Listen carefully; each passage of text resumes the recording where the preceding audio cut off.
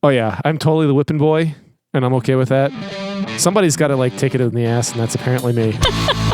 Oh, what a way to open the show! Dan's going in dry, so. Oh shit, that's really bad, man. At least Crisco or something.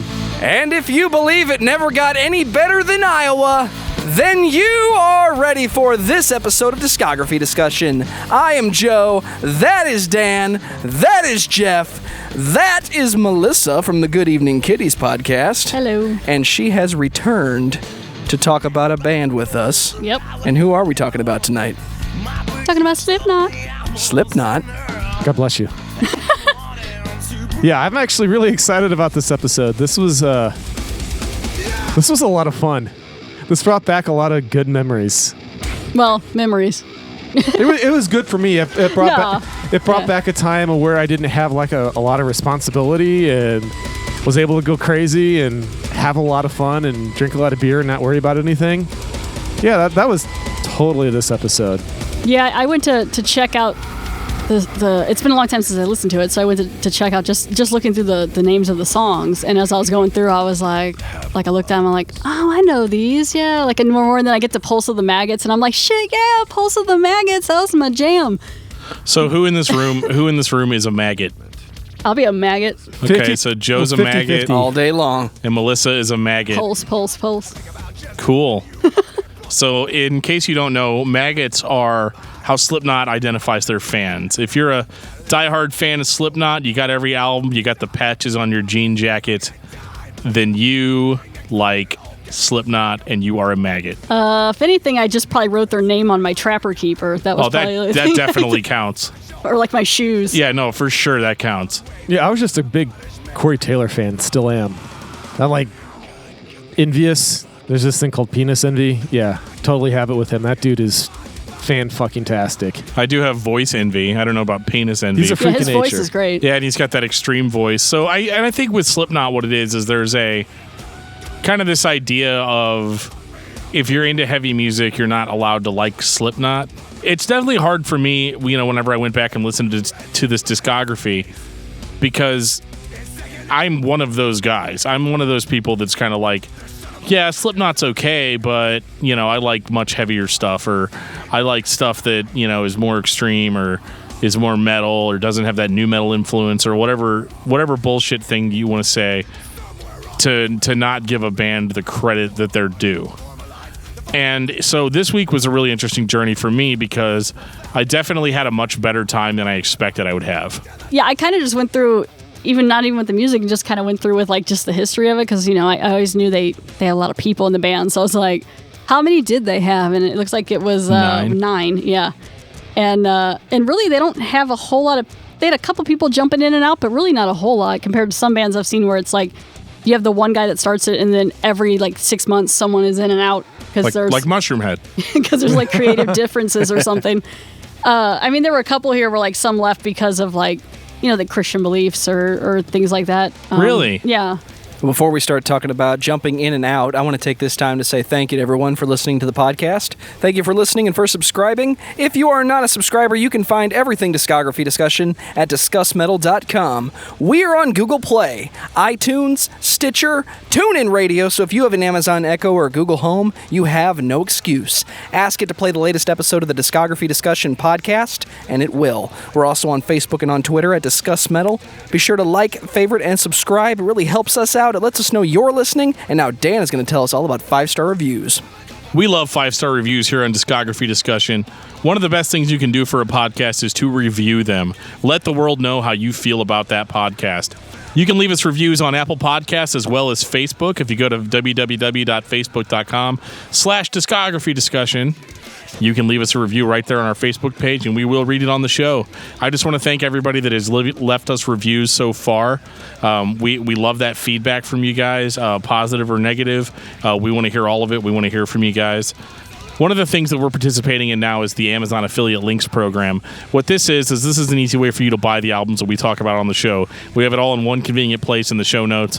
Every album we talk about tonight will be in the show notes. If you click on the link that we provided next to the album name, it'll take you to Amazon.com to purchase that album.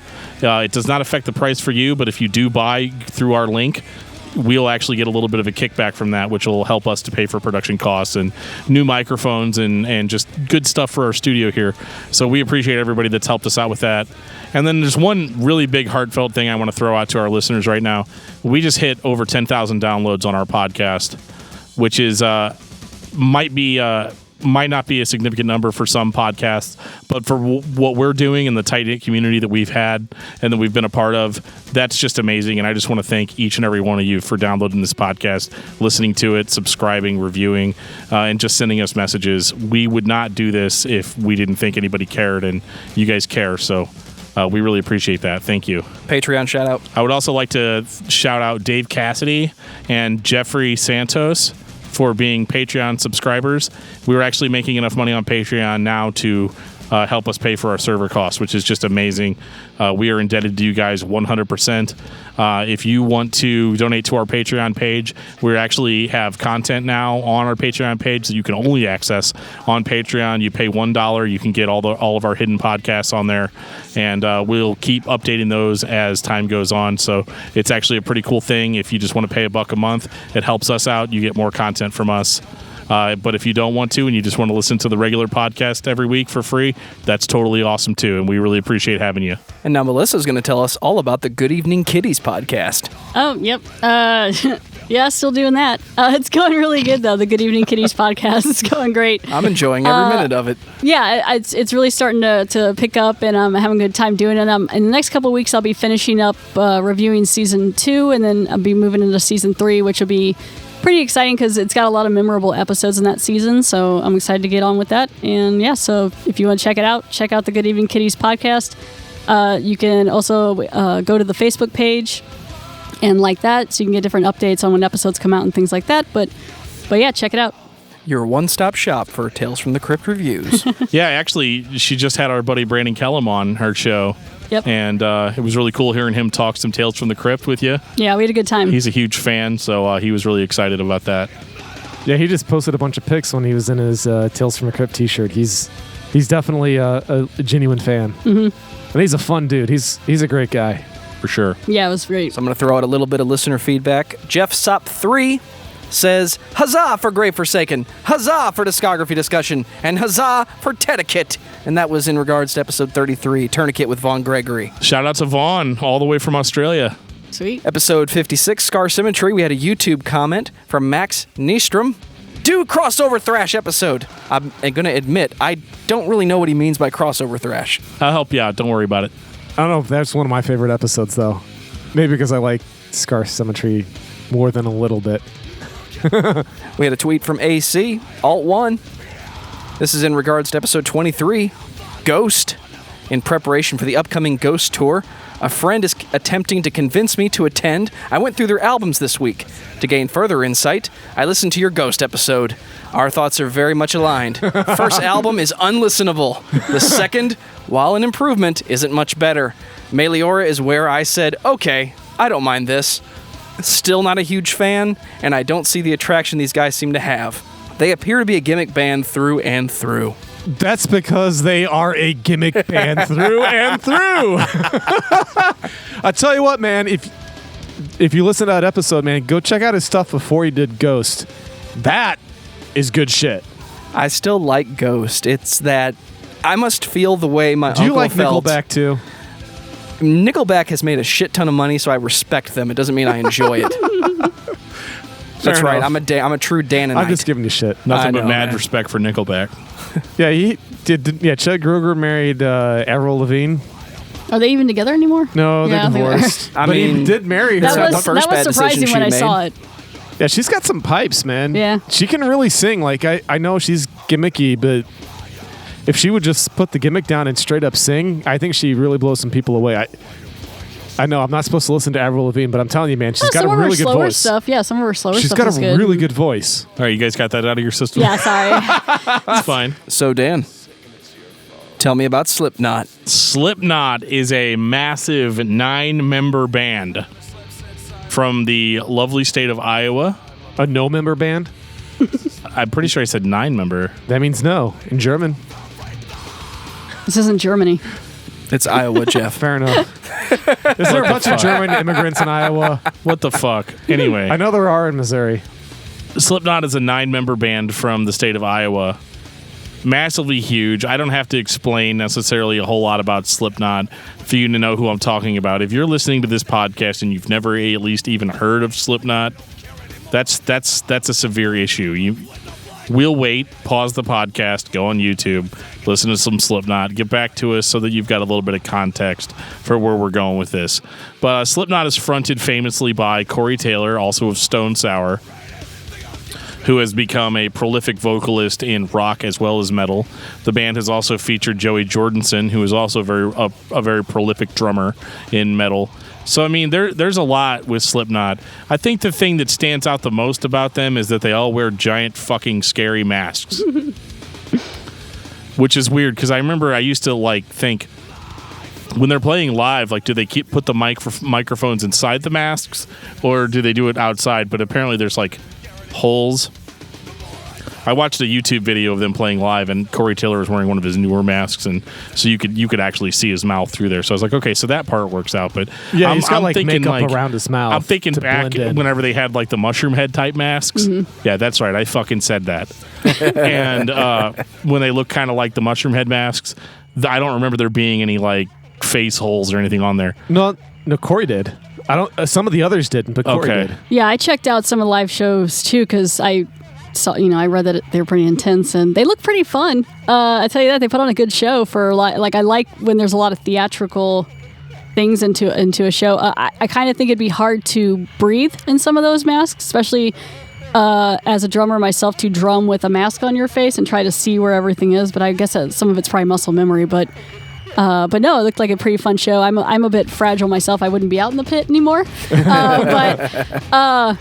I couldn't do that either. Now I'm more of the concert mom. I hold all my friends' stuff and they go out there and then I'm like, have fun, and then they tell me how it was. But right. But it's sweet. I'm going to concert with you. I'll help you hold the shit while everybody else goes out there. Just have a good time, guys. Because right now I don't have an excuse. Right now I'm just why is Geoff not? I'll just be on the side making little horns and bobbing back and forth while they. Joe's always in the pit. Sounds absolutely. Joe lives in the pit. I get in the pit if I'm really mad, but I'm getting a little too old, a little too fat for that. But dude, that's why I commentate on music. I bet you I could talk enough shit before get you pissed off enough that you go in. I'm sure you could, Geoff. That's definitely a skill you have. Is it not? Well, then you're coming in with me. Yeah. No, I'm holding your shit. It doesn't matter. You're coming in. Well, you go in. Melissa and I are going to hold the stuff. We'll have a little flag so you can find us when you get out. We'll be like, we're here. So with Slipknot, I think the thing that was unique about Slipknot is that they came out at a time when really I think the biggest genre of heavy music at that time, mid to late 90s, was nu metal. And they were very much categorized as such. And I think part of that has to do with the fact that they had a DJ in the band. They wore jumpsuits, which was kind of a signature of nu metal at the time. They were tuned down to what? A flat? Something like that, yeah. Strings are barely hanging off the guitars. But the interesting thing about Slipknot, especially with me being a kind of an elitist metalhead asshole type, it's interesting that when I'm listening to this, one of my favorite things about this week's preparation was pointing out all the different styles that are actually on a Slipknot album. And there is a lot. So, their first record is highly regarded as one of the greatest nu metal records to ever be released. And it's funny to me because it's hardly nu metal.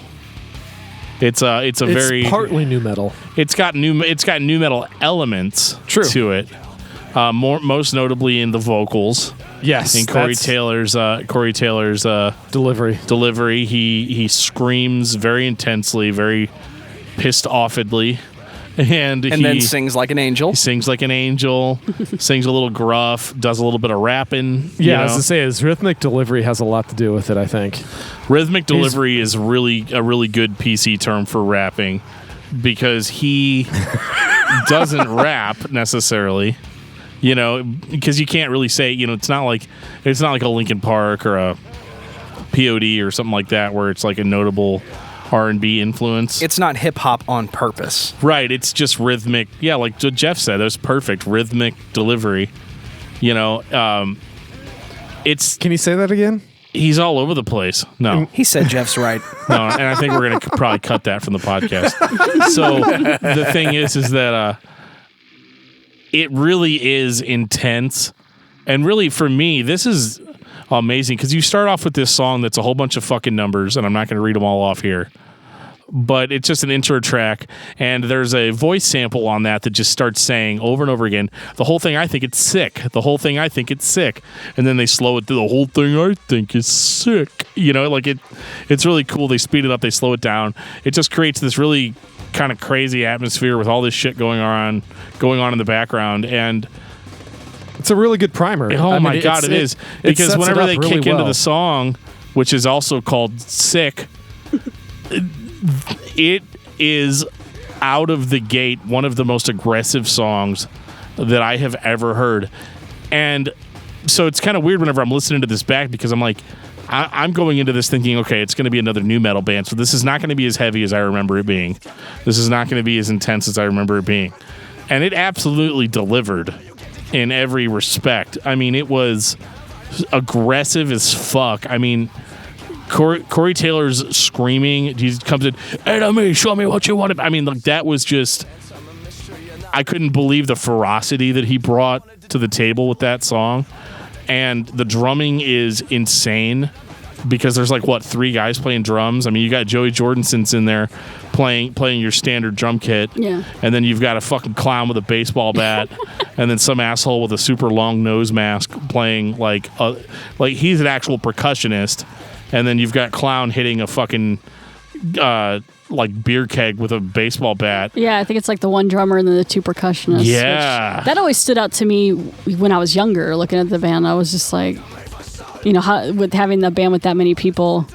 And I found it kind of impressive that they could have at least 9 people for a good decade before they started swapping members. Like a lot of that doesn't happen, when you're in a band that big.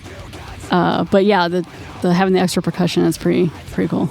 Yeah, I dug it because how rhythmic it is, and like whenever you crank this shit up, and you have more than just the drummer, and you actually have a couple of percussionists added on top of that, just additional layers. Mm-hmm. I think it really brings out like a tribal, animalistic feel inside you when you're listening to it. Whenever you have something like a lot of beats and it's real heavy, like this is, I mean, it just how can you not just get your blood boiling, listen to this stuff. I mean, it's great. I love it. We were actually, Dan and I earlier tonight, we were talking about Refused and how we both loved that and how heavy we thought it was. Went back and listened to it. That might be a precursor to my album of the week. But going back and listening to it, it was, it's not nearly as heavy as I thought. Going back and listening to this, it was like, holy shit. This is just as heavy as I remember. This is fucking awesome. Yeah. I mean, this was like a total trip down memory lane in a very good way. And even though, there's some new metal elements, this and the next album, Iowa, totally hold up for me. I still love listening to this stuff. I think it's a lot of fun. If people give me shit about listening to it, I don't really care. I mean, sometimes I care. I'm like, oh yeah, let me roll my windows up because I don't want them to hear what I'm listening to because they might give me shit. This one, I'm like, fuck you, I don't care. Well, something I noticed checking out the discography of Slipknot this week is I was really enjoying a lot of the fast-paced, heavier songs. And then they have a couple slow ones they throw in or softer ones, and those are great because you can really get to hear Corey's voice and everything, and it's nice. But it's still, I felt myself really craving for the harder stuff. I was like, okay, that's nice, and then kind of moving on. But yeah, like this song. This song's great. Was this Wait and Bleed? Yeah, Wait and Bleed. Yeah. AKA the reason Dan listens to Slipknot.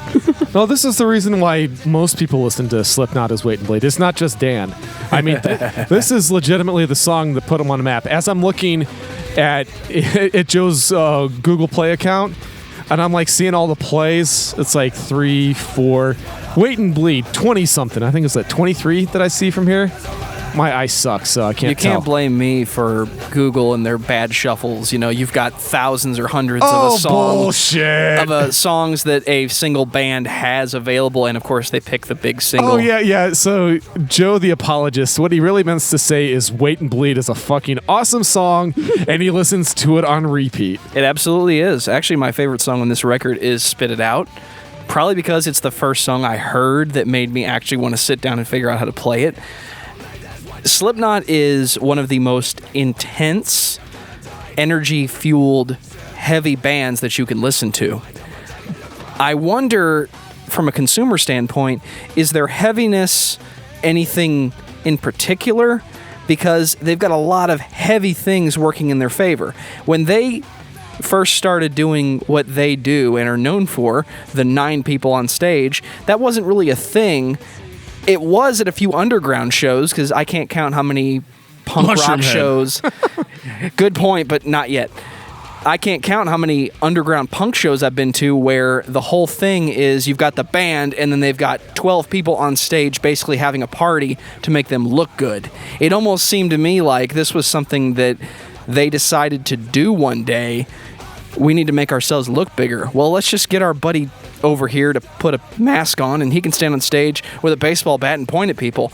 Well, he's got to do something. Well, okay, well, hit that beer keg on the one.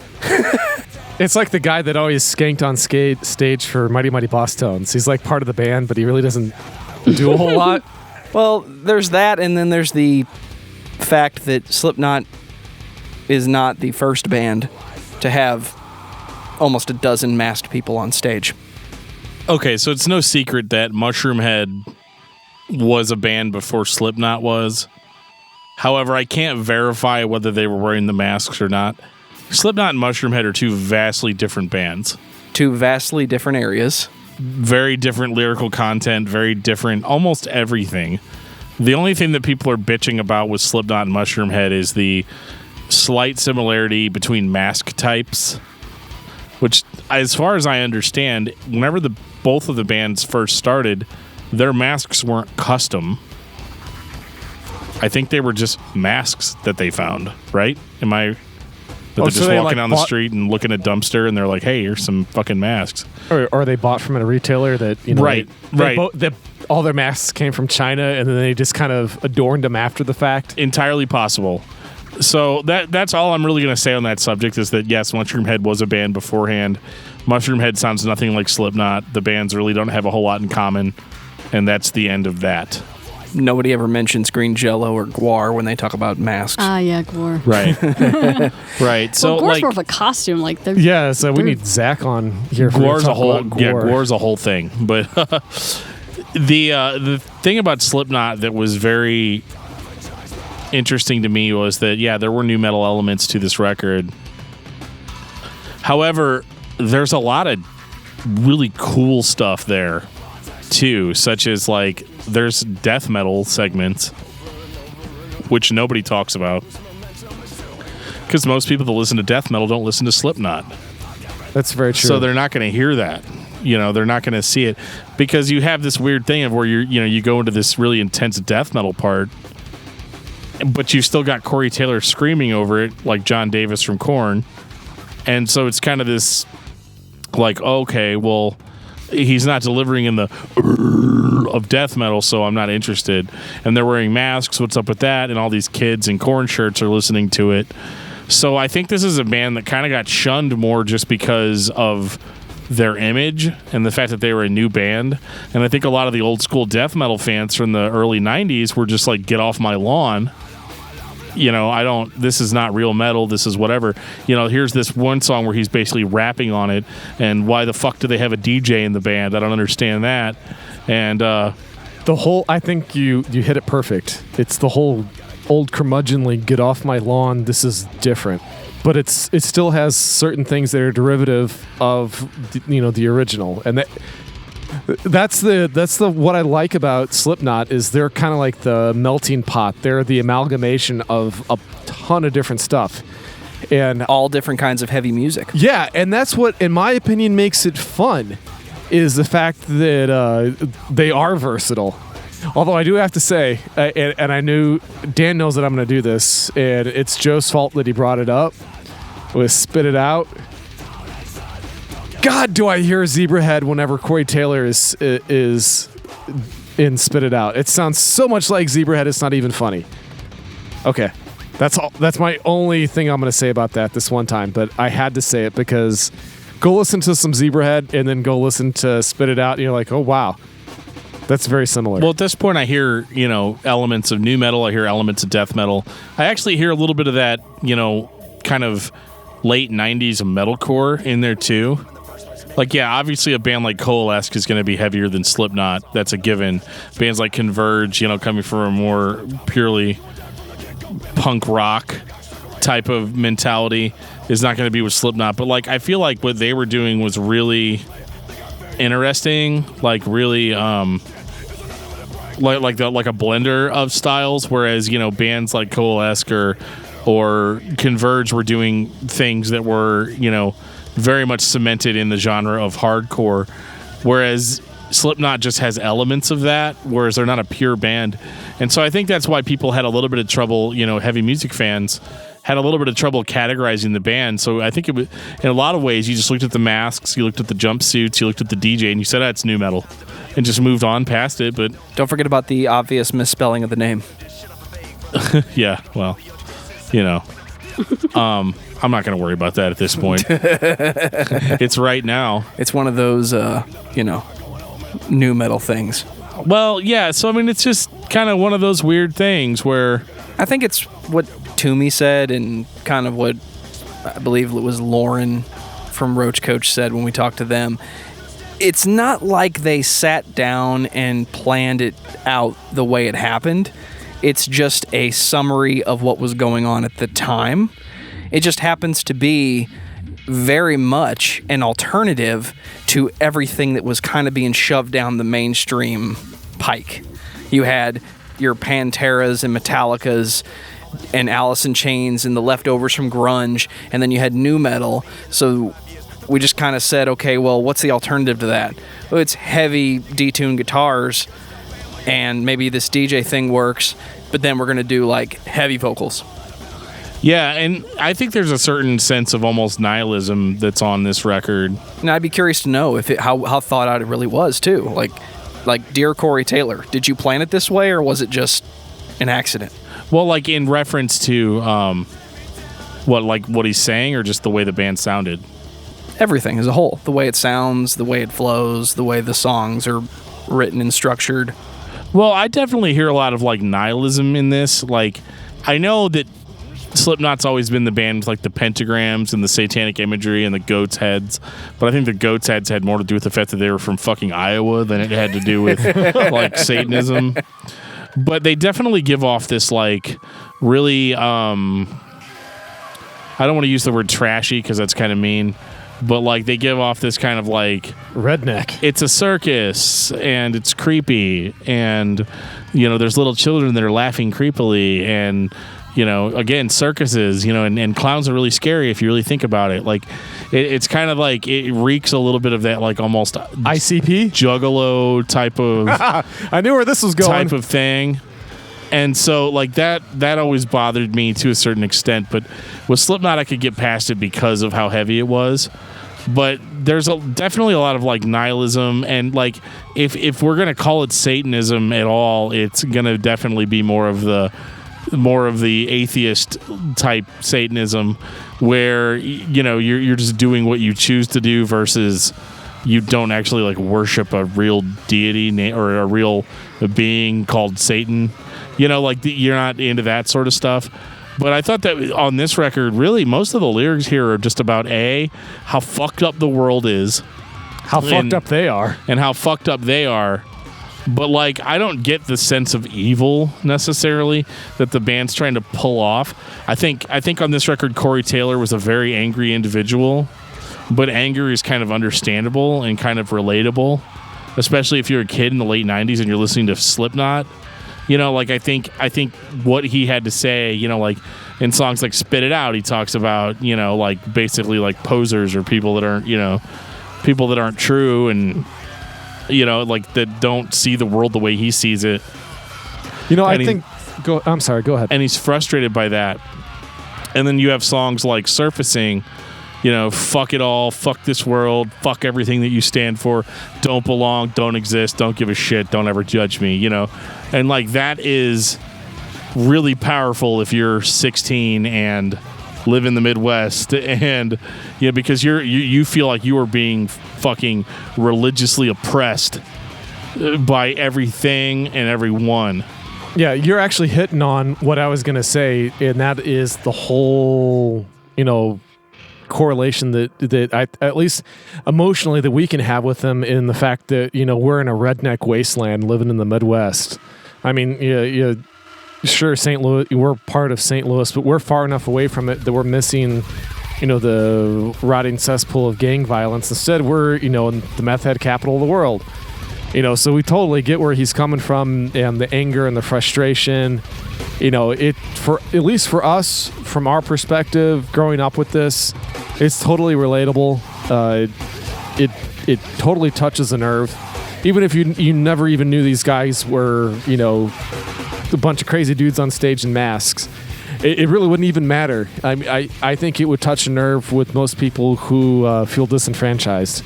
That this is the music for everybody else, and I think a lot of us here feel that way. This stuff was like it was like they were almost preaching to us. It was fan-fucking-tastic back then. At least that's how I felt about it. Well, I think it definitely struck a chord with me when I was younger. I look back on a lot of the stuff that is said on this record, especially in even Iowa, and just think like, oh, geez, like it's almost cheesy. But I think totally cheesy. It was very passionately done, and I think one of the questions that I always have about a band like this that gets really popular is how. Like next week we're talking about As I Lay Dying, and they're another band that got massively popular, and I always question like why. Like there's nothing about their sound that I think that people would necessarily latch onto. However, with Slipknot, they had a secret weapon. They had a silver bullet, and that was Corey Taylor's singing voice, which it became because at this time in the late 90s, you had, metallic hardcore bands, you had hardcore groups, you had death metal bands, you had these people that had this really aggressive approach. That wasn't anything new in the late 90s. In case anybody's whose first heavy band was Slipknot, there is much heavier stuff that took place prior to Slipknot. Mm. However, it wasn't something that you really like got stuck in your head, or that you would be stuck with you for days after that. Whereas with Slipknot, you have a song like Wait and Bleed that is every bit as heavy as any other Slipknot song is on that record. However, Slipknot had a really good way of writing really catchy hooks into their music. Doesn't say hooks. So because like Surfacing doesn't have any clean singing on it at all, but it's still catchy as hell with that chorus. And then you've got a song like Wait and Bleed where Corey Taylor shifts from this aggressive, pissed off vocalist to, almost this like angelic, I wouldn't even say it's pop singing, but it's very clean, it's very smooth, and it makes a really great contrast to the rest of everything that's going on. And the human brain kind of just can't let that go. Like it's very catchy, and you hold on to it mentally for days, weeks, months, years after that. Yeah, I think you're right, because the whole going and I've kind of beaten this horse to death on the podcast. I love the whole aspect of clean singing and then just being brutal right in afterwards. I like the whole dichotomy of it. When this came out, there wasn't a bunch of that out there, and he just did it so well. And as time goes on, he just proves that as time went on, he went to finishing school. You thought he was good on Wait and Bleed on his clean singing, and as time went on, you're like, holy cow, this dude's got a voice. He's unbelievable. Then we went into Iowa, and we got more of it. Iowa, dude, this... Dan and I were talking earlier tonight. This is the peak. This is Slipknot. This is... See, I gotta disagree. Oh, I think a little bit. I mean, it's good. It's not like it was a precipitous fall after Iowa. Well, no, I mean, there's some great songs like Wait and Bleed, and I was checking out some of the earlier stuff like that one, and then like I kind of liked Prosthetics. That was kind of fun. But once I get to Iowa, like I was looking through the track listing, and I really didn't know that many except for like Left Behind. And that's a great song too, but I think for me, because I'm like a couple years younger, by then I'm an old fart. Is that what you meant to say? That's okay. Well, in 2001, well I was 15, and I was just kind of starting to get into that kind of stuff, And so by time that I was imbibing alcohol legally. So by I get to by the time I get to that one, that was fine. But for me, it wasn't until the next one. So, but this is still a great one. But yeah, I was saying like I think you're right. There's not like a particular standout track on Iowa. Yeah.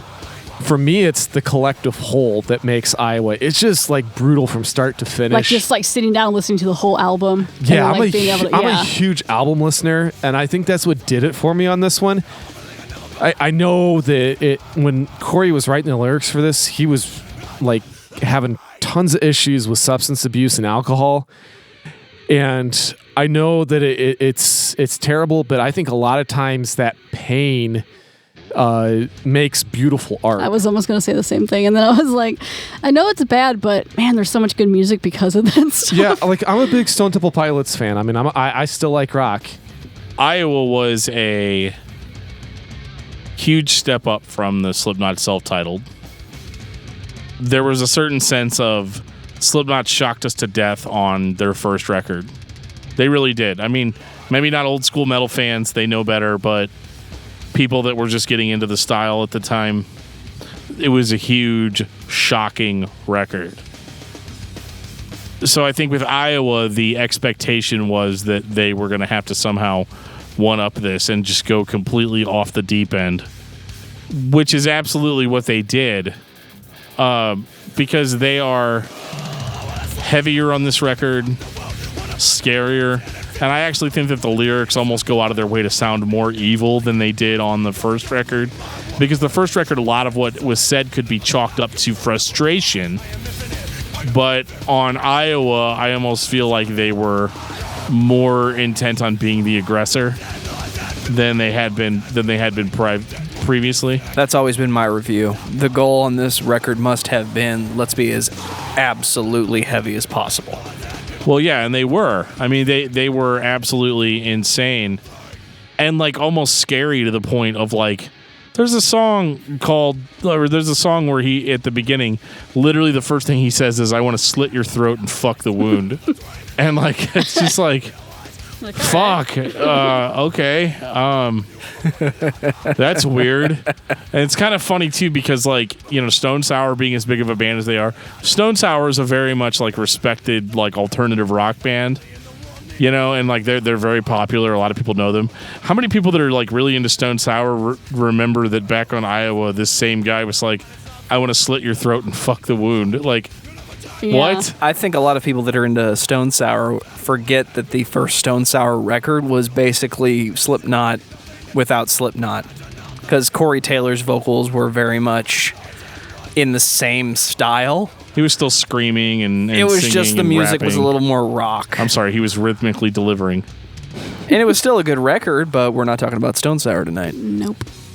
I mean, what I think is interesting too with this type of band is some of this you wouldn't think would be a lot of like radio signals, like singles or whatever, but they do. There's quite a bit of them that was played on the radio that you would maybe not, think so, but that's pretty much. I remember Left Behind and like Wait and Bleed and stuff. I think I heard those on the radio was how I pretty much started learning about those.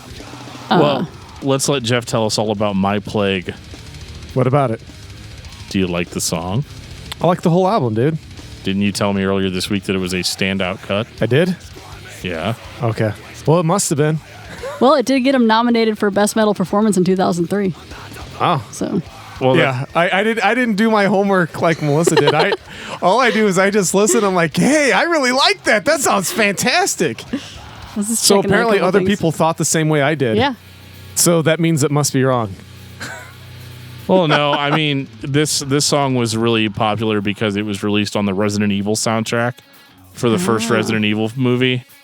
And there's an interesting history to it too, in that there's the version that appeared on the Resident Evil soundtrack was significantly less heavy vocally than the actual album song. Is it one of those again? Yeah, you run into that sometimes with bands where I guess the record label or whomever will get the band to re-record the song or record a different vocal take for it that they can use as promotion, because the general populace, even in 2018, is not going to be that receptive to somebody just belting it out like that, like just so they made it out. They made it to where you could understand it, the words more. Yes, yeah. so more radio friendly. Yeah. Yes, and so that was the song that you hear during the credits at the end of Resident Evil is My Plague, which is funny because I think this song is easily another Wait and Bleed. Like it's just got. I think I agree with that. It's got that melodic chorus. You know, it's got the heavy build-ups. It's definitely gives us more of the same of what we had on the self-titled, because with Slipknot on Iowa, they were so much more over the top than they were on the first album. That, like, I mean, there's more death metal on Iowa than there was on self-titled. Oh, that's their heaviest album, period. And I don't think it's close.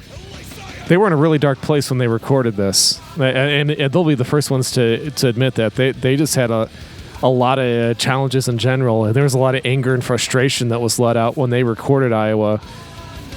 And I think I kind of like that. I like the fact that it was just brutal and in your face. I mean, this was from cover to cover. I mean, this just kicked ass from start to finish, and there's not like.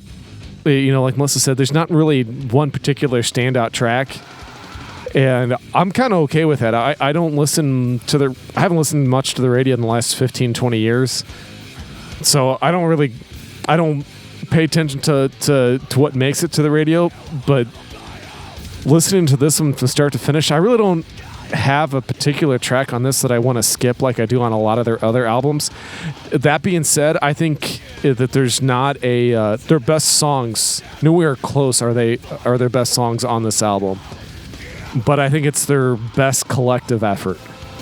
That's just, if that makes sense. It does. I kind of feel like the next record is the best collective effort. It's not as heavy or as intense as Iowa, but Volume 3, the subliminal verses. So what you're saying is that Dan has infected me. Very well put together. Thank you, Rick Rubin, and your glorious mansion. This album, like, definitely stood out more to me because, I mean, around when this came out, I was, 18, and I was definitely more into more of the. I mean, I liked all kinds of stuff, but a lot of the harder stuff. And I remember Duality on the radio all the time, and just listening to it. Duality was played to death. To the point of non-enjoyment. I don't know, because, well, for a while, and then when I went to listen to it again, I was like, oh, yeah, because then it's got that nice guitar line where they're like that, like they do that. It's just so catchy. Thank you for that soundbite. He's got that forever. Just remember that. And so, yeah, like that one really stood out. And then my favorite part of this record was the songs that never got played on the radio. The Blister Exists, Welcome, even the first half of Vermilion. Yeah, I think the second one was a little more popular, part 2. It was all Vermilion part 2 and Duality. And Before I Forget.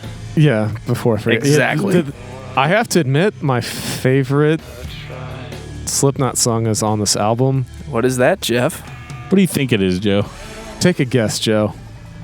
Everybody gets a guess that name is not Daniel Terry. I said this should be really easy. I'm going to go... It should be. I'm going to go The Nameless. Nope. Yeah, it's definitely Before I Forget. Nope. I went straight up fucking ballad for my favorite Slipknot song. How about that? Which one, Vermilion or Vermilion Part 2? No one is surprised. Part 2. So yeah, that's what we're saying. The one that was more popular. I can't tell you how many times that I sang this.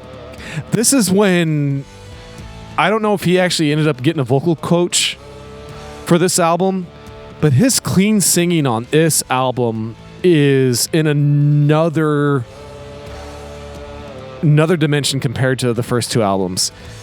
he is so much better on his clean singing on this album. If there's one thing I have to say that I really enjoy, I didn't realize how complete of an artist he was until Volume 3 came out. It's amazing. In Vermilion Part 2, I just like the fact that it's stripped down and it's really just the focal point is Corey and, overlaying his vocals on top of himself over and over again. It's really beautiful. I mean, you realize how talented the dude is as a vocalist. Now, I don't know if, like I was talking about the shows that they do. I don't know if anyone's ever been to one. I might have seen them at like a festival or something, but do they play the like Vermilion Part 2 in a show? Like would they, because it's usually like so high energy and crazy like that they would bring it down. They absolutely have. They have? Okay. Yeah, I was going to say, that's definitely a question for Joe. Let everyone take a break and then just strip it down and everybody go get their beer. Everyone except for wrap me. up their wounds. As I'm with my lighter, not my smartphone, my lighter. That's right. Well, the same person that likes this record, especially me, the first couple times you listen to it, it's great. It's Iowa with a little less, we're just pissed off and heavy, a little bit less, more a little less on the self-titled side. But then you start to get worried as you listen to it because what came out before this was Stone Sour. So you kind of started to feel worried that Corey Taylor was going to bleed into both bands and we were going to lose our identity and it wouldn't matter which band you were listening to, it was going to be one product at some point. That didn't happen, thankfully, but songs like Duality and Before I Forget kind of led you down that path. Yeah, I think that Before I Forget sounds like a Stone Sour song, like from the first Stone Sour album. They definitely went more melodic, less heavy, but Stone Sour's first album, a lot of people forget, it has a lot of similarities to Slipknot. It does. Vermilion should have been on, especially Vermilion Part 2, should have been on the Stone Sour. Probably. But I'm going to just start this off with saying that I don't think that this is a bad record overall. However, you have to look at it from the perspective of somebody that predominantly likes heavy music. This sounds like the same band, but to me, this was kind of like the more mainstream record in the sense that, like, the stuff that people found unpleasant about Slipknot was toned down significantly on this record. And the thing that bothers me about it is I was just listening to this on my sound system at home. This doesn't punch anywhere close to as hard as Iowa did. And that's just talking about the production quality itself, not necessarily what riffs they were playing or whatever, but for whatever reason, this record sounds extremely flat to me. It's muted. It's very muted, and it just doesn't punch me in the face like Iowa did. And that's a major concern for me, because not only do we have less than stellar like rockability to it, I guess, but the songs are a little bit more mainstream sounding. They sound a little bit more like Stone Sour, a little bit less like Slipknot. And like the drumming's there, like there's really great songs on this record, like Opium of the People, The Blister Exists, Pulse of the Maggots. Yep. There's definitely some good Slipknot stuff in here, but it just kind of almost seems like they had half of a record written, and then the other half was, okay, well, let's use these Stone Sour songs that didn't make it onto the album. And maybe that's being really harsh. But, like, to me, this is when it started to kind of change for me.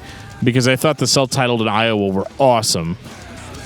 But then you get to this record, and it's like, okay, this had to have been how people felt like when Metallica went from Injustice for All to the Black Album. There's a little bit of an adjustment there that's like, whoa, wait, what's this? Yeah, and my favorite song is the one that should have been on Load or Reload. Right. This is basically the band that, an album ago was Slitting My Throat and Fucking the Wound. And now they're a band that sings songs about, like, relationships. But this could also be, like, because what Geoff was saying earlier about they were going through a hard time during Iowa. Like, were they maybe a little more not hard time right now? So then... Possibly. Iowa... I know that at least for Corey, he definitely got cleaned up in between the two. Yeah, so I mean, maybe he just came up with a couple different, more softer songs that he would either him or someone in the band was one to throw in. Because there is a difference. It's definitely it kind of goes up and down in the heaviness of the album. Yeah, there's less pain talking in this album. Yeah, and that's the catch-22 for heavy music fans, right? Because I feel very much the same way about bands like Stained. I can't stand anything Stained has put out in the past 10 years. But I liked their first two albums because they were just racked with pain and depression and being angry or whatever. So it's like, as a human being, I can appreciate that Corey Taylor, doesn't want to kill everybody that he sees anymore. But at the same time, as a heavy music fan, that's what I want. Well, that's why he wrote the fun little anthem of Pulse of the Maggots. Well, yeah, but it's to appreciate all his maggots. Yeah, but I don't know, man. Fan appreciation songs are lame. I know. I mean, at the time, I only just knew that because of you telling me now, because I'm not a maggot apparently. But if you wrote it on your Trapper Keeper, you're a fucking maggot. But that song, like I said, when I went through that, for some reason that one really stuck out to me. I don't know if it was because at that time I just liked that kind of like. Because it starts out with like an air raid siren, so it's like all this like shit going down, and like I don't know if I was just like, yeah, that's right, and then it's got a great drum beat in it and everything, and it's just like, I don't know, that song was always one that stood out. Even though I'm not always huge on like spoken word intros, but this one kind of works. Oh, they do a lot of that. Corey Taylor does a lot of that. Like, I'm just gonna talk. He's like, what's up, guys? But it sounds really cool. I mean, like on Duality, Yeah. And again, it's like Geoff said, it's more rhythmic delivery than it is talking necessarily, but it's like street poetry or something. It's that's another good one too. Like, I thought he sounded a little bit like a slam poet. Yeah, because I mean, when Volume 3 came out, it wasn't cool to like rap in a song, in a heavy song anymore, So yeah, that's an interesting distinction, and I bet actually you're probably onto something with that's probably what they were going for. Yeah, it actually made me think more of. I don't think it like. I think Zach De La Rocha is more like a slam poet than like a rapper, for example, especially like early Rage. I wonder if there was some influence there as far as like how his delivery was. I will say this: I think Dan and I both suffer from our elitist nostalgia. We that's why we like Iowa so much more. We're looking for that pain, we're looking for that anger, and we've been doing this podcast long enough that it's almost like we've been desensitized, I guess. Yeah, it really is. I mean, that happens when you listen to Pig Destroyer, Geoff. Yeah, well, I know. That's exactly where I was going. I know. I'm sitting here trying to explain how fucking aggressive and terrifying that Iowa was, but then I'm like, well, it wasn't nearly anything compared to Prowler in the Yard. Yeah, exactly. But, but you have to look at it all from perspective, and I think that's the thing about these Slipknot albums is, I'm gonna break character a little bit on the podcast and say that I don't think that I don't think that Slipknot has a bad album. You know what I mean? Like, they have an average they have album. 5. They've got 5 albums, and I don't think that they've ever fucked up. Like, I haven't listened to any that I've been like, oh my God, this is terrible. Like, there's not mistakes on the record or anything. Yeah, there's good things in each album. However, like Geoff said, though, I'm so fucking desensitized by it. And I think once we move into All Hope Is Gone, that, this is... Because the first thing I noticed about All Hope Is Gone was that it was heavy again. Actually, they had stepped it up quite a bit from what we'd had on Volume 3, because Volume 3 sounded like a pop record. It was mixed like a pop record, so the guitars were muted. They didn't ring out like they should. Hang on a second. Rick Rubin says you're welcome. Thank you, Geoff. It wasn't a pop record. It was a Rick Rubin production. So a pop record. Okay. No. I'm a big Rick Rubin fan. Except for Rain and Blood. God Loves Underwater. I'm a huge God Loves Underwater fan, and he worked with them, and you can definitely tell there's Rick Rubin fingerprints on Volume 3. Yes, he has his own style of production that he thinks is perfect, which it works when it works, it fails when it fails. True. And Volume 3 is an example of it working. I'm with Dan on this one. All Hope Is Gone. I saw it on the shelf. I picked it up. I said, I am buying this. I looked at the track listing. I saw a song called Psychosocial. It's pretty good. I just put it in and hit play and said, this is going to be good. And I'm so happy this song exists. This is in my top 10 heavy songs of all time. I cannot justify that. It's just the truth. Yeah, that one definitely stood out to me when I was... It's a damn earworm. It is. Yeah, that's exactly it. Like, that's when you know that somebody's done something right. When you can say, it's in my top whatever, and I can't explain why. That's actually not even my favorite track on this album. Sulfur is like, that's my shit, man. That's my jam. That's my second favorite song of theirs. I listen to Sulfur all the time. It's beautiful and brutal all at the same time. And that's actually what as time has gone on, that's really what I've associated outside of Iowa with Slipknot, is the fact that Corey Taylor has a ability to deliver the beautiful and the brutal in a way that makes sense. Sometimes, I'm a big melodic death metal fan. Sometimes bands just try to be beautiful and brutal because that's what's expected of them. He's got a way of making it work no matter what. I think part of that is just because he's super talented, but I think he's smart enough now that he's clean and sober-ish. I don't know if he's 100%, but I know he's got everything under control at least.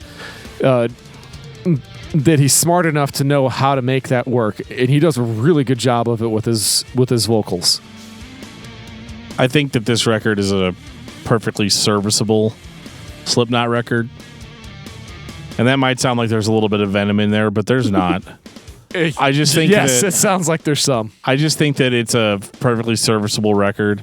However, even after Volume 3, and even though this is a step up in the production department, I feel like the music is becoming a little bit more calculated, a little bit less energetic, a little bit less passionate. As in now it's like, well, the fans want a heavy record, so we'll do that. You know? I kind of agree with that. And so it's a little bit more Meshuggah, a little bit less... I like Meshuggah. No, but it's a little bit more machinery, a little bit less passion. And I definitely hear that on the final two Slipknot records because there's heavy guitar parts, there's craziness, but there's nothing on those two records that even comes close to what the first 30 seconds of Sick were. Mm-hmm. You know what I mean? Like the level of piss and vinegar and just testosterone. Like that's just that tooth crunching aggression is not present anymore in modern day Slipknot. Is there an example of a heavy band that consistently delivered aggression on that level? Obviously Slayer, with one exception.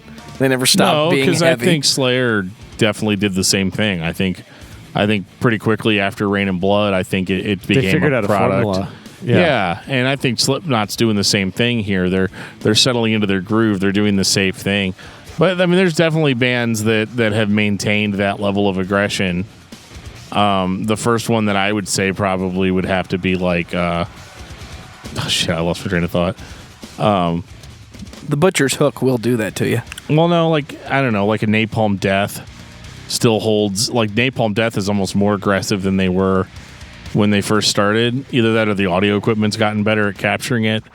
But, or even like a Pig Destroyer had the same level of intensity throughout. Both are grindcore. Right. Okay. So maybe the argument I'm making is that it should be grindcore. But no, I don't know. I think that a lot of bands that are that aggressive, like to Joe's point, I get what he's saying, and that like when you've extended your band this far, I think it's really easy to be pissed off and super passionate on your first 2 or 3 records. But to maintain that, because like, if you've made it all the way to record 3 and you're as big of a band as Slipknot was, now like investors are a thing, right? Like producers are a thing. So this is all, you've got all these other people involved that have their own vision of what the band is about. And, I don't know about you guys, but I like money. Hey, Dan, can I have some money? It's pretty nice. Yeah. You guys got any money I could just have? No, I was asking for money. Oh, no, I don't have any money. Oh, but okay. I do like it. I don't have any money to give you either. I like it still, though. Yeah. So, like, I think that's the whole thing is, like, I'm not faulting the band for not being pissed off teenagers anymore. Because they're not. I'm certainly not anymore, So, like, that's a criticism that I have solely from a musical perspective, in the sense that what I liked about Slipknot, what attracted me to that band initially, was that juvenile type of rage. But I mean, you could say that about a lot of bands. Absolutely. As they get on and I through do their albums. every week. Yeah, I was gonna say, money, And on this episode of Discography Discussion. Right. yeah, maturity and money kind of help tame that, that ferocity. That's the way of life. Geoff, are you implying that money can buy happiness? Sure can. Money can buy things Fuck that yeah, make you it can. happy. Money can provide financial security that brings happiness. Money brings fucking retirement, and that's And cocaine. fuck the cocaine. Bring on the goddamn retirement. Are you kidding? Yeah, no joke, right? The earlier I can retire, the better. If I ever get to retire. But I don't necessarily think that this is meritless. I think this is great. I mean, they can still whip out a song like Psychosocial like it's nothing. You know what I mean? Like, they've got that melodic sensibility. Corey Taylor is an insanely good songwriter. Is he the one who writes most of them, or is it more of a collaborative? I mean, he writes all the lyrics, Okay. but And the vocal melodies and all that kind of Yeah. stuff. Yeah. Slipknot, So, as far yeah. as I understand, is a very collaborative band even to this day. Yes, when you that have is 9 correct. dudes in there, yeah. Well, yeah, you're gonna have This some. can't be a one guy does it. Yeah. Now, is But I this think, actually, I'm sorry. Go ahead. I think this actually brings up a really good point that Dan had brought up earlier. With so many different voices in a collaborative effort like Slipknot, I think that's why there's such a wide-ranging set of styles. It's because you got so many voices giving input. I mean, at least that's how I would think about it / look at it, is that the fact that if you have so many people that are going to have the ability to give input, you're definitely going to be all over the map stylistically. Yeah, I agree with that. And, I think Slipknot's always been kind of a melting pot of styles anyway. So I think, like, it's not that hard for them to change their sound without really changing their sound, if that makes sense. Yeah. Like, they haven't ever gone so out into left field that I'm like, this is not even anywhere close to what I experienced. I mean, I got that way a little bit the first time I heard Vermilion Part 2, but, Thanks. they buttoned that shit up pretty quick after that, so I wasn't too worried about it. But, like, I definitely, All Hope Is Gone was a really good record. It was kind of a comeback record if you want to look at it that way, but it was a comeback to, maybe what Volume 3 should have sounded like. And I know I'm, like, shitting on Volume 3, and there's a lot of really great songs on there, but just something about the way that record sounds annoys me. And I think it just has more to do with the fact that it was that, like, 2000s, like, that pre-2010 production sound that a lot of bands had, where all the balls were taken out of the guitar. So every Rick Rubin record since 1995. Yes, just the, like, totally clean. Like, this isn't even what it would sound like live. Like, it doesn't sound better than it would sound live. Like, the production is part of the reason why it's commercially successful. It's not really offending anyone. And that... Right, but that goes against the very nature of a band like Slipknot. The sterilization. The whole reason you're there is to offend everyone. Maybe they just wait for the live shows to do that. Well, yeah, and I'm sure they they absolutely do. Yeah. Because Well, I mean, this was when Rick Rubin had a reputation for revitalizing or reinvigorating a band's career. I understand why he got that reputation, but I'm concerned as to why we thought he needed to do it for Slipknot. Well, it's the same thing with Death Magnetic and Metallica. Everybody loved Death Magnetic because it was the opposite of Saint Anger. But it was the opposite in a bad way. Like, it was the opposite in, like, this is also another super sterile environment. It's like being in a doctor's office. Hopefully you have a good doctor in your doctor's office. It's like this. But it's just super sterile, super clean. It doesn't smell like anything. But, like, there's a certain sense of, like, uncanny valley that comes with that for me. And so, like, I don't hear the aggression on that record that I hear on literally all of the other ones. I mean, we only had one record like that, Volume 3. I know we've already talked past it, but I just wanted to throw that in there, that it just sounded so sterile and so antiseptic. It just didn't seem real. It didn't seem as dark. The passion didn't seem like it was there. Well, yeah, like you were saying, it sounded muted. Yeah, like Slipknot's there. It's obviously Slipknot playing the music, but like at a 7 it's instead like of an all 11. the shit that they did to it. Because this is a record that I probably would have way less of a problem with if it had the same production as, as Iowa or even the 2 records that came after that. And honestly, what did you guys think of Corey Taylor's clean singing on All Hope Is Gone? It was, well, my opinion. It's Corey Taylor in 2008. This is when he was really coming into his voice. It's 2018. The guy still gets credit for singing basically whatever he wants. So, All Hope Is Gone is just album 4 in Slipknot. It's definitely not album 4 in Corey Taylor world, because he did everything. He sang with Apocalyptica, he was doing Stone Sour, he did multiple guest spots with other bands. Corey Taylor is a household name for a reason. He's one of those people that can just fucking do it. Yeah, and he got started off in a pissed off metal band, so there is hope for all of us. So you're saying all hope is not gone? All hope is not gone. So let's move on to the last one. This is the Gray Chapters. Before we get to that, you keep talking about Volume 3, and I find it interesting that as a fan, it's viewed negatively from a sonic perspective. The reality is you can hear everything that's going on. Nothing is hidden from you. And where most bands get stripped down to the bare minimum by Rick Rubin notoriously, Slipknot still has basically 9 guys worth of shit going on. And there is something to be said for that, and I don't remember which member of the band was talking about it in an interview, but it came to light that they thought Volume 3 was the best sonic sounding Slipknot record. It sounded like Slipknot to the band. Well, they're simply wrong. I hate to say that. I hate to say that, but I mean, yeah, there is shit hidden from me. We're talking the breaths between the lyrics. We're talking the ring out of the instruments whenever they're done. Whenever you hit a heavy chord and you let it ring out and kind of let it get there in the air, you're missing the aggressive. You're missing the pure aggression of the songs.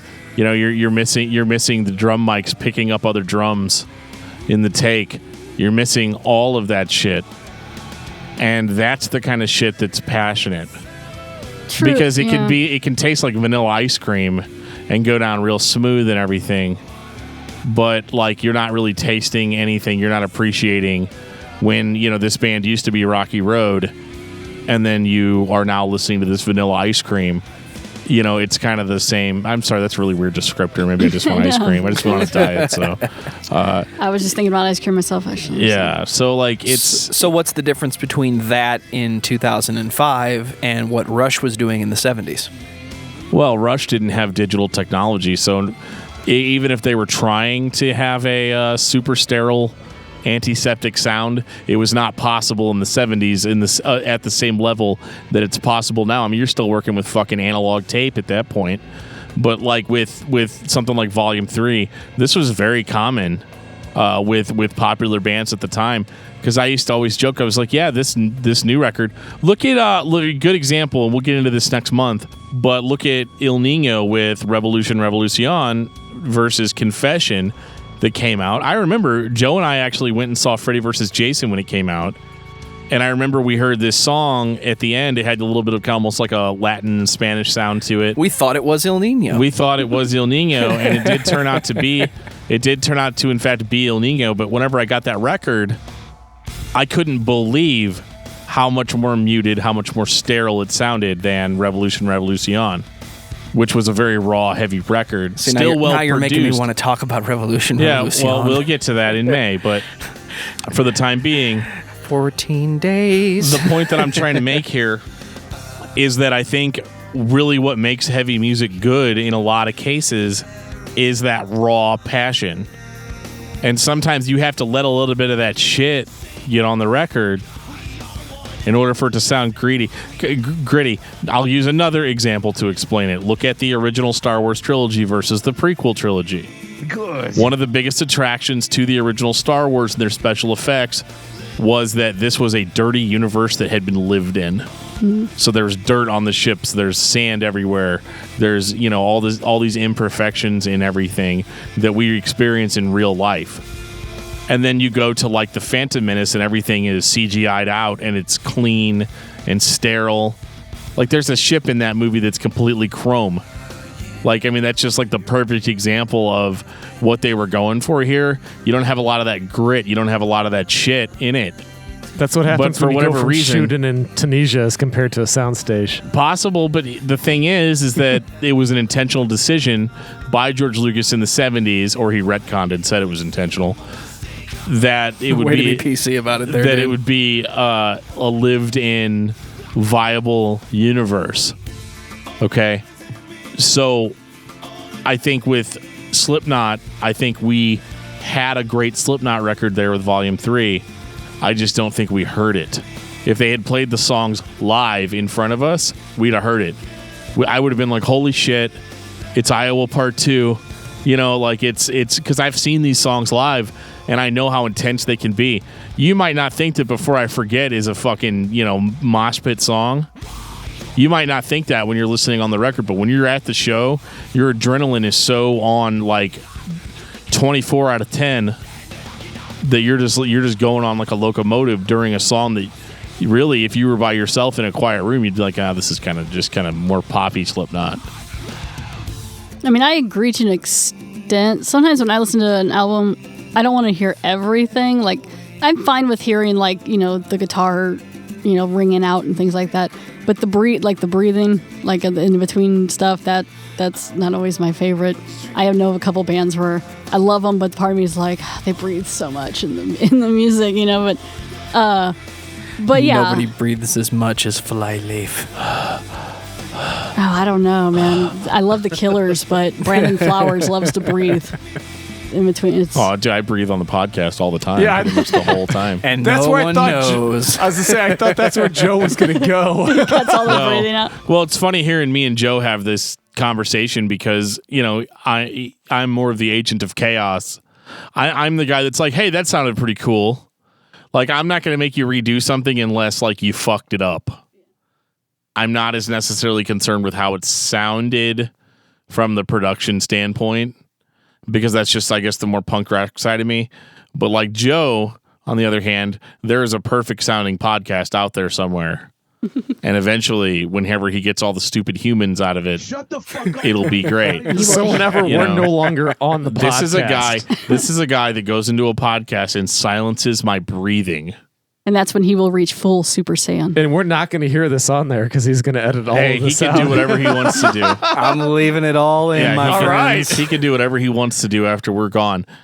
So what about point 5, the Great Chapter? You guys ready to talk about this now? Let's do it. I am really ready to talk about this. Hey, Melissa, can we do a thing real quick? What's up? That was all. That's right. An album that has a song on it called fucking Custer. I'm in. I really like The Devil and I. That's fucking good too. Yeah, The Devil and I. We didn't really mention it though. After All Hope Is Gone, there was some shit that went down. Joey Jordison at one point left the band. Their longtime bass player became deceased. Which is That's a good way to put it. Nice way of saying he died. And there was definitely, from the fans' perspective, a lot of questions as to whether or not there would be another Slipknot. Corey Taylor maintained that Slipknot would never go away. It just wasn't something he could do right then. And this is what we got in 2014. I like everything that I hear. It's a damn good Slipknot record. But if you called this Corey Taylor's heavy metal Slipknot sounding band, I would have probably still liked it for what it is. There's aspects of it that remind me of a band that once existed called Slipknot. The most obvious thing that you can tell is not the same is the drumming. And far be it from me to insist that the drummer is the sound of the band, but if you ever wanted a good possibility that was the case, see Korn's first records and see everything by Slipknot that isn't this record. Title in this The Great Chapters it's aptly named because this is average, boring, and muted for me. This is by far my least favorite of their albums, and it's not even close. I was actually really, truthfully, thoroughly disappointed when this came out. This just wasn't my jam. And I don't know if it's like, Dan said, I'd just become desensitized by the time this album came out. And I had already moved on to heavier things. But this just, it was boring to me. I just think that we're finally at the point now with a band like Slipknot that was very pioneering when they came out. But I think in the years between 1997, 1998, and 2018, the heavy music has more or less caught up with Slipknot and overcome Slipknot in a lot of ways.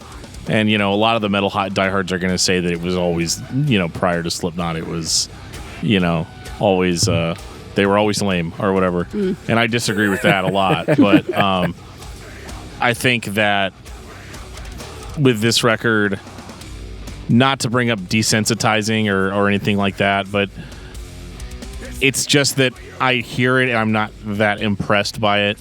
I'm not blown away anymore. But and you could say, well, it could just be that you've heard so much Slipknot or that you've listened to heavier bands and moved on. But again, I could pit Iowa up against a lot of the heavy stuff that's out now.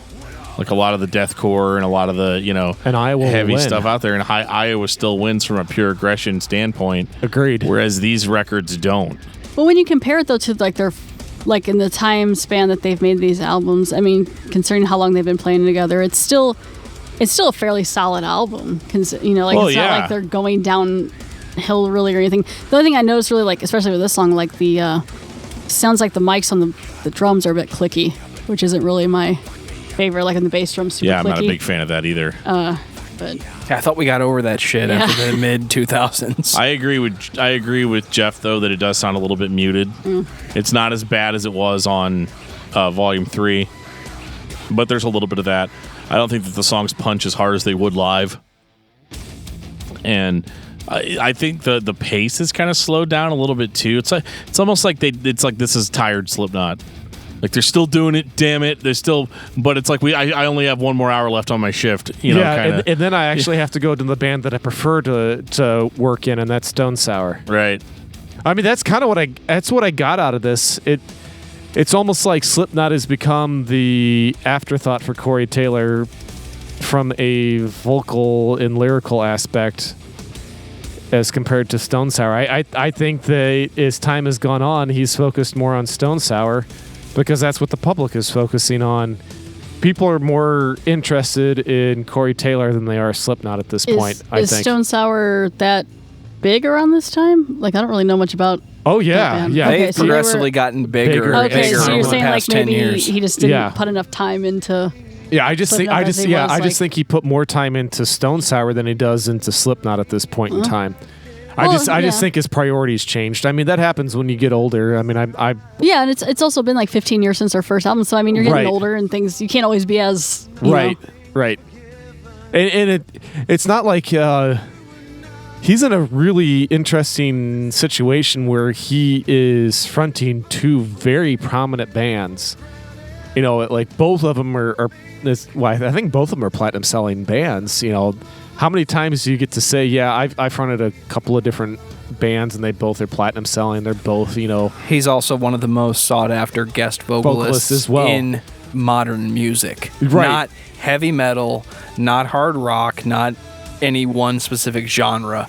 He's in everything. Yeah, he actually does. Well, with Stone Sour, but he does one of my favorite covers because it happens to be one of my favorite songs of all time, and that's Wicked Games by Chris Isaak. I mean, I'm like, dude, this guy's got it. Whenever Chris Isaak is hitting the stuff in falsetto, And then Corey Taylor said in his chest voice, I'm like, damn. I'm like, that's crazy. So is that one of the reasons that Slipknot is not as appealing in 2018? It's just that, yeah, it exists, but so does everything else Corey Taylor does. Yeah, absolutely. I totally agree with that. I think it's because he has saturated the market. He is everywhere all the time in everything. And I think that he does a better job in the other stuff as compared to Slipknot at this point in time. Well, now there's some talk about next year being a new album out for Slipknot. He has maintained. He proves us all wrong and he kicks our ass. That's he what has I hope. maintained since day one that Slipknot is never going to go away. Yeah, so there's supposed to be He knows all about his maggots, and he's never going to stop. Well, I mean, it's his gravy train. It's his meal ticket. I get it. I'm pretty sure he's Corey Taylor. It's all his meal ticket. Yeah, I mean, I told Dan this earlier. I am insanely jealous of Corey Taylor because he's so diverse. He has such a great range. I wish I was him. I mean, vocally, I mean, he's one of the best out there. He can do whatever you ask him to do. And there's not many vocalists that can do that. You know, they have their genre, they have their styles, and they're stuck with it. And as time has progressed, Corey Taylor has proven that he can do just about anything you ask him to. And I think that's why one of the reasons why it is the reason why he's so sought after. I mean, he is amazing. He's versatile. He's one of the best vocalists going in music, period. Today, and I'd like to see you argue that point. He is unbelievable. So Corey Taylor, if you're out there listening, Geoff wants to meet you. Apparently, but hey, oh, Joe's got to cut that one out. So that's going to be Geoff's final thought. Dan, what about you? What's your final thought on Slipknot? I think Slipknot is a great band, or they used to be a great band. I'm going to be the hipster in the room and say I'm not that overly interested in anything they did after Iowa. I feel like Slipknot represents a point in my life that was very transitional from just whatever everybody else listens to truly heavy shit. It encouraged me to get into stuff that was a lot more extreme, and you know, it was definitely really important to me. And so I always loved the band for that. I think Corey Taylor's killer as a singer. His screaming vocals are still on point. I mean, he can do it all, and I think that's really great. I just don't think that Slipknot is capable at this time of ever delivering what they did originally. And me being kind of an opinionated asshole type, I'm kind of just here for, you know, like, I can appreciate the songs, but I'm never going to get what I originally got from the band again. So my interest in the band is more or less passive now. Melissa? Yeah. I mean, they were a little more relevant around, you know, Iowa in Volume 3 times. So, I mean, it's nice going back and listening to that and kind of, you know, channeling the feelings you had around that time, or just being like, oh, yeah, it was a good time. But, yeah, I mean, I don't really, like, you know, besides this podcast, listen to them until, like, anything they've done lately. Though now I'm a little interested about that next album, just to see what, you know, that might sound like. But yeah, they have some great singles and stuff on there. But good drummer. The masks are cool. I feel like they'd be really sweaty during a live show. Like, I noticed they change them out every couple, like, years or whatever it looks like, or a couple albums, and it's probably because they smell really bad. What a wonderful smell you've discovered. Yeah. I'd be like, nice, Han. This mask needs to go. I think Slipknot is one of the heaviest modern nostalgia bands that exists. They're still around. They're still a thing. They were the heaviest thing ever at one point in my life to the majority of people that I know. I distinctly remember talking to people about the heaviest albums, and somebody eventually would mention Iowa as it was the heaviest album that had ever been released. Yeah, and Dan's over in the corner talking about, Lies of Servants, A River of Tears from Zao as the heaviest song that trumps every album. No, even that, no. But they're worth a listen, but they have definitely become a nostalgia act. It's kind of like, Def Leppard's still around, but everybody goes to their shows to hear them play Photograph. Yeah, I'll go to see Slipknot live, but I'm waiting for them to play Duality. And it'd be nice if they played Disaster Piece and the Heretic Anthem, and, they basically do. But I kind of feel like at this point, Slipknot has become the Corey Taylor project that you go see that night. It might be Stone Sour in one city and then Slipknot in the other city. And there's nothing wrong with Slipknot. If you like Slipknot, listen to Slipknot. If you've never listened to Slipknot, it's 2018. Good God, what's wrong with you? Go pick up a copy of Volume 3, The Subliminal Verses, and now decide which direction you'd like to go. If you want to go backwards, enjoy Iowa. You will, I promise. If you want to go forwards, turn around when you get to Custer and then go check out Iowa anyway. So what's going on this summer, Dan? I know we got something lined up in August. This summer, we are going to the Nashville Rock N Pod Expo 2018. We went last year. Last year, we went as 3 guys. This year, we're going as Discography Discussion. So we will be there. We will have microphones. We will have our own booth. It's going to be a really great time. And we're not the only ones that are going to be there. There are going to be tons of rock and metal podcasts there. Ones that we love and respect. A lot of people that I can't wait to talk to face again this year. Can't wait to drink a little bit with these guys, talk to them, interview them. But on top of just a bunch of podcasters hanging out, they're going to actually have a lot of notable musicians there. Some of the biggest ones haven't even been announced yet, but I guarantee you if you're into hard rock or heavy metal music and you like podcasting, that is definitely a place to be, is at Nashville Rock N Pod Expo. We will have a link to the Expo's website in our show notes, as well as a link to the GoFundMe. Now, the GoFundMe is interesting because we're trying to raise about $15,000 to put this event on. That includes rental for the actual venue that they're going to be having it at. That is rental for the booths, for the vendors. There's going to be tons of people there selling vinyl. It's going to be a really great time. So one of the things that we're trying to do to help out is we're trying to help them raise that money as the podcast. So in order to do that, we've actually added some perks to helping fund the podcast. So if you go to the GoFundMe page for Rock N Pod Expo 2018, you can actually donate on behalf of Discography Discussion. If you're one of our listeners and you plan on attending this event, or you just want to help the event happen, this would be a really good opportunity for you to get some really cool Discography Discussion stuff. Our perks are, if you were to donate $35 to the Rock N Pod Expo GoFundMe, you'll actually get to pick the band that we're going to talk about on an upcoming show. It will not be a show that we'll be doing at the expo, but it will be a show in the future. You will get to pick the band. No questions asked. The only stipulation to that is that we have to have not already talked about the band prior. But the other cool thing is we only have 3 of these available, but we actually have 3 Discography Discussion painted beer glasses. These are custom, and you're not going to ever be able to get them anywhere else. This is literally the only time we're going to be offering this, is for listeners of our podcast that want to donate to Rock N Pod. So $35, the first 3 people end up getting those glasses. If you want to donate more, you could donate more. $35 is certainly not the limit, but it is the requirement for getting the beer glasses, because those things did cost a little bit of money for us to make.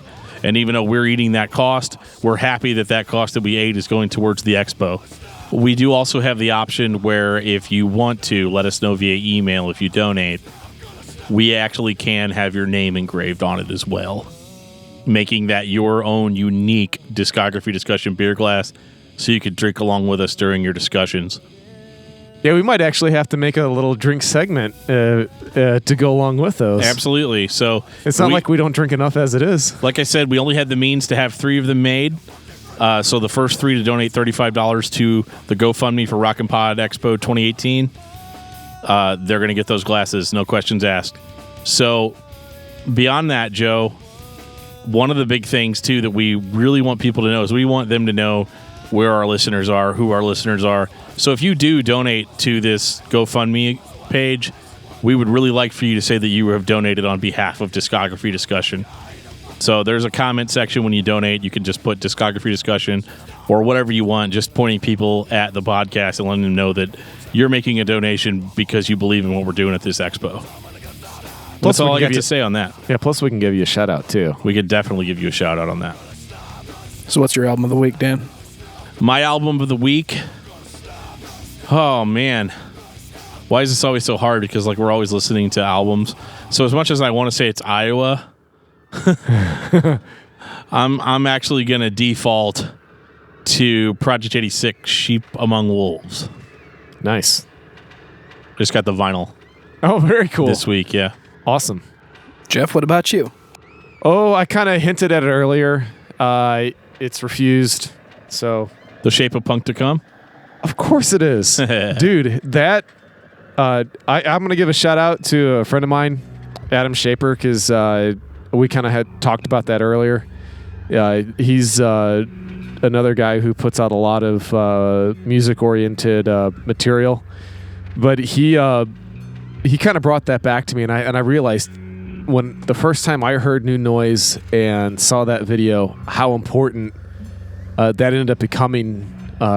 And Dennis's vocals are so sick on that stuff anyway, but that song in particular and that video in particular, it just really helped put me down the path of heavy music in general.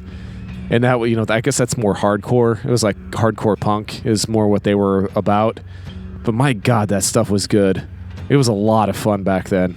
So I need to get you into Snapcase. Oh yeah. Yeah. Big Snapcase fan. Yeah, good stuff. Melissa?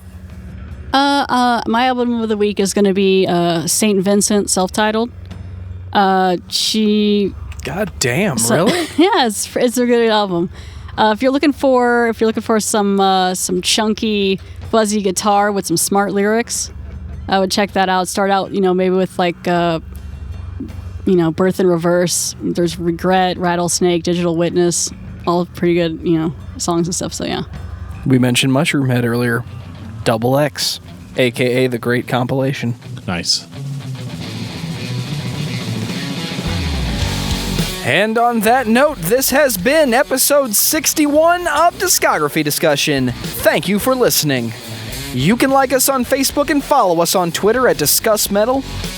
Subscribe to our podcast everywhere you listen to podcasts, including Google Play, iTunes, and Stitcher.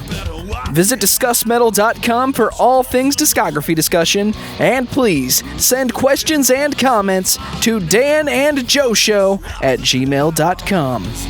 If you are not a patron, you can become one at patreon.com/discussmetal. We have some sweet perks. Give us that $1 and you get access to some exclusive podcasts. The Good Evening Kiddies Podcast can be found on Podbean, iTunes, Google Play, and everywhere you listen to podcasts as well. What's that website, Melissa? It's goodeveningpod.podbean.com, and then there's also a Facebook page that you can check out. Good job, everybody.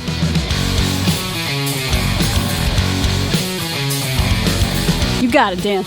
I don't got it. I don't.